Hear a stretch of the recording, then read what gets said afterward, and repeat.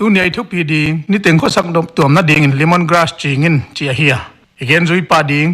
minga piang hepotin ini teng khosak na ding ni ten puan sil inten loten ikizanwa ingai to chia to kul uchi bangai to na le phok na nei phalote na tanin leng apoi mo ni teng khosak the na tham le anoptuamna ding a hi mingin khwa dia poi mo pen khatai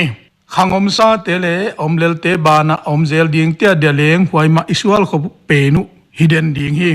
uchi bangla ka ipule paten nidang laya nek zon na penu singtang lo nei zooming cultivation ai kele shifting cultivation hi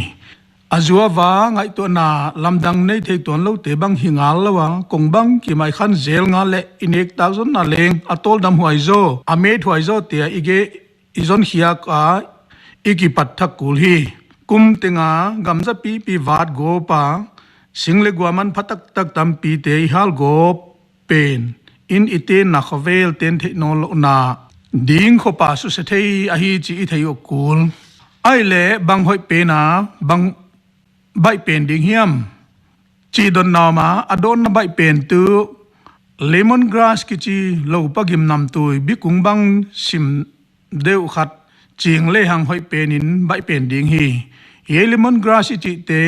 hector khat lo ching khat ichi mai a bul khat bul sing li le sang nga apan sing nga tan ki suan thei hi wai te bul khatin atang pin keji thum tan bang suang zo hi echin masakum ni ve ki athei pa a akum ni na patin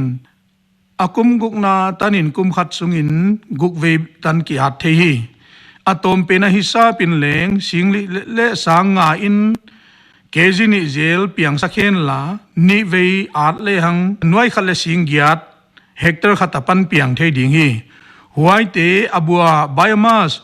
lemongrass in keji khatapai so som ngain zuak le hang sing kwa ki mu zo ding hi akum thum na panin ale nin hong pung thei di ta dinga nuai khale sing giat ki mu zo ding hi huai jakin ilo nei na nge na sanga nakpi takamet zu tham suwa kai manin lemongrass ma chin tuak zu tham suwa ki toldam zo sum tam zo mu theina a hi ziakin ilona sep ngeidan penu khek na ding leng phatuam pen ding a ngai tu hi in kon khatin hector ni le thumbang bai lam takin en kol zo ma lai ding hi mikizen le thanuam te ading bikin ho phatuam ma lai ding hi ye bang teng thuthak om tak ziakin ising tang lo nei na dan penu sanga bai lam dewa khekya thina ni teng kho sak na ma leng kining chingzok the na ding lampi thak suwa ka hi manin akwa pe man leng lemongrass ching chial le hang chi ni ki chialwi achin dan tol dam huai bana zuwa khyang ding leng e gam sung ma bai lam taka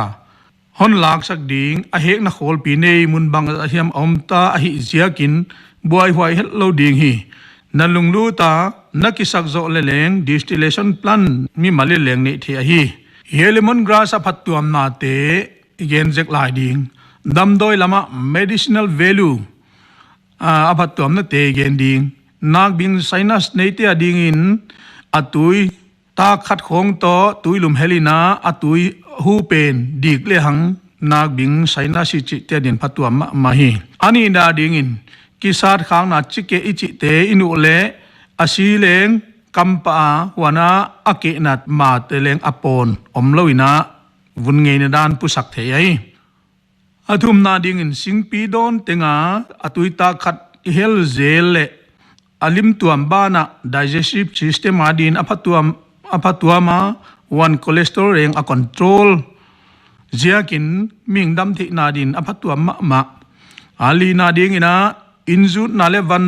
jut siang na banga izat le mig sile gan hing neu chik ten a huwa lungme bangin leng a huan ma ziakin inten loten le ni ting kho sakna inek van te na tana dinga kepsiang thona ding ina leng disinfectant ichi mai huai te ding la phatwa mama to ting bana igam leitang mama to leng tuak bana lum le wat wa tuini sa hom zel te to leng ki tuaka igama dia chin tuang ma khatahi hoi jakin kwa pek mai hi lemongrass chingina ni ting kho sak nop tom na ding jang leng hoi ma ding inten lote na din le phatuam dia I tha tol dam deuh ding ba na economics lama leng phatuam ding ai manin hiai kwa pewin ngai ven leng china ikichia la hi ka ki pa ke